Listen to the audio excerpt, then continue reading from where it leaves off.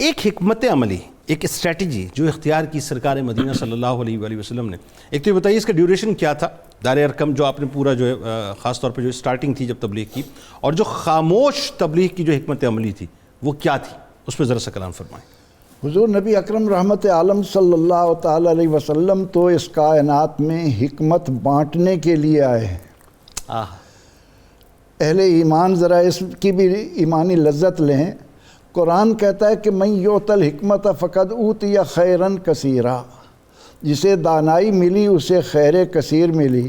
تو جو دانائی بانٹ رہا ہو، جو حکمتیں بانٹ رہا ہو، ان کی عظمتوں کا سراغ کوئی پا سکے، کس کی ہمت ہے؟ حضور سید عالم صلی اللہ تعالیٰ علیہ وسلم نے انتہائی حکمت و موعظت کے ساتھ دین اسلام کی آبیاری اس طرح کر کے اس کو تناور درخت بنایا کہ آپ صلی اللہ علیہ وسلم نے اپنے ساتھیوں کا ہر لحظہ خیال رکھا۔ سبحان اللہ۔ کیونکہ ہم دیکھتے ہیں کہ یہ جو 7 سال یہاں گزرتے ہیں، 7 سال گزرے، 7 سال گزرتے ہیں، ان میں وہ موقع بھی آتا ہے کہ ایک مرتبہ صدیق اکبر رضی اللہ عنہ اس طرح مشرکوں کے ہاتھوں تکلیف اٹھاتے ہیں کہ آپ کا منہ اس طرح سوج جاتا ہے کہ اس میں ناک نظر ہی نہیں آتی۔ اللہ ہو، وہ عقبہ بن ابی معیط جو ملعون تھا اس نے، وہ بعد کا ہے، وہ دوسرا ہے۔ اچھا وہ دوسرا ہے۔ اس میں اس طرح ان کو مارا گیا کہ سر کے جس حصے میں ہاتھ رکھتے بال ہاتھ میں آ جاتے تھے۔ تو نبی اکرم رحمت عالم صلی اللہ تعالیٰ علیہ وسلم چاہتے تھے کہ مشرکین مکہ ہوش کے ناخن لیں، وہ جو ایک نظام حیات لے کر جانوروں کی سی زندگی گزار رہے ہیں اس سے ہٹ کر انسانیت کی طرف آ جائیں جو اللہ تعالیٰ کی نیابت کے اعزاز سے ان کو عطا کی گئی ہے۔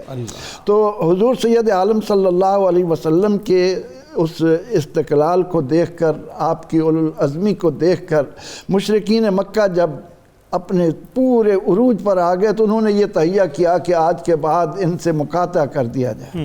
تو پھر حضور سید عالم صلی اللہ علیہ وسلم کو اس کے بعد شیب ابی طالب میں، ابھی حضرت ابو طالب کا ذکر کر رہے تھے، حضور علیہ السلام نے آغاز وہیں کیا اور پھر شیب ابی طالب کو بھی منور کیا۔ وہ بھی ایک اعزاز ابو طالب کے گھرانے میں آتا رہا۔ اور اس کے بعد جب ہجرت کا موقع ملا اور حضور علیہ الصلاۃ والتسلیم نے صحابہ کو اجازت دی کہ اب آپ مدینہ منورہ آ جائیں، تو عقبہ جو ہوا اس موقع پر پھر نبی اکرم رحمت عالم صلی اللہ تعالیٰ علیہ وسلم نے صحابہ کو اجازت دی کہ وہ ہجرت کریں۔ تو پھر حضرت ارقم بھی ہجرت فرما کر مہاجر ہونے کا وصف بھی پا کر مدینہ منورہ آ گئے۔ اچھا ذرا سی وضاحت کر دیجئے گا کہ وہ خاموش حکمت عملی کیا تھی، یعنی جو بالکل ایک دم خاموشی کے ساتھ ایک اسٹریٹجی بنائی گئی دین اسلام کی تبلیغ کی، وہ کیا تھی؟ وہ انفرادی طور پر تھا۔ اس کے بعد جب آپ کو حکم ملا کہ فَاصْدَعْ بِمَا تُؤْمَرْ وَأَعْرِضْ عَنِ الْمُشْرِكِينَ، تاکہ قوت جمع ہوتی جائے، قوت جمع ہو جائے، ایک گروہ بنتا جائے، جماعت وجود میں آتی جائے۔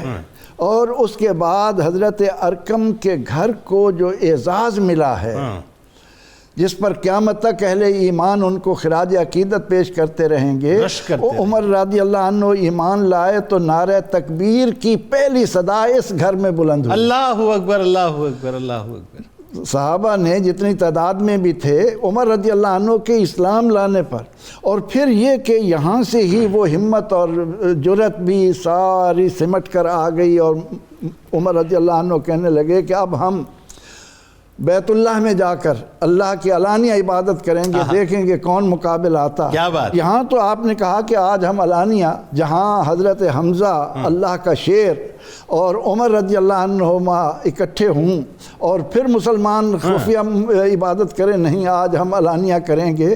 پھر وہاں سے نکل کر وہ آئے اور انہوں نے بیت اللہ شریف کے اندر اللہ تعالیٰ کی علانیہ عبادت کی جو اس وقت کی جاتی تھی۔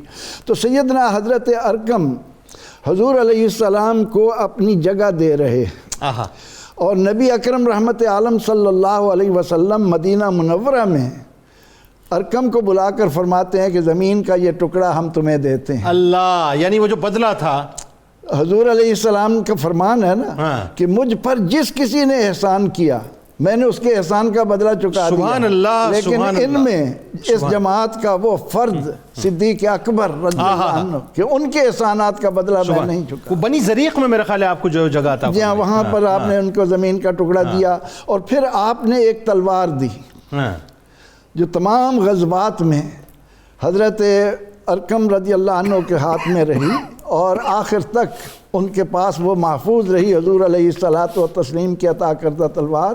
تو آپ جہاں غزوات میں حضور علیہ السلام کے ساتھ شرکت فرماتے رہے، وہاں آپ کو عبادت الہی سے بھی بڑا شغف تھا. سبحان اللہ.